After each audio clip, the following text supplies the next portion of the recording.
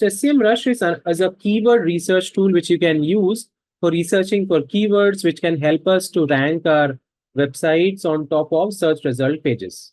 So here you will be able to see top organic keywords which is being searched on Google, which can help us to rank our websites top on the page. So let's have a look at this, guys, how you can make use of this tool. So once you log into your website, you can go to SEMrush website where you can sign up for free, and then you can check out the free version. If you like the free version, then you can take the paid version of the tool as well. So let's have a look at this. So this is the home page, guys, where we will come to in an SEMrush, where we can search for different keywords. So for that, you can go to keyword research on the left panel, and we can go to keyword overview.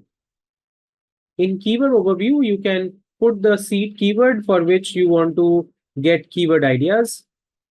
So let's say we are putting iPhone 14 out here, and then we can search.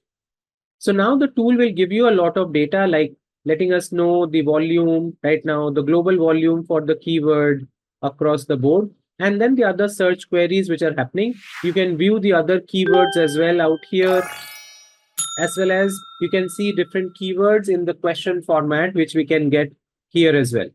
So this is the kind of data which the tool will provide us with.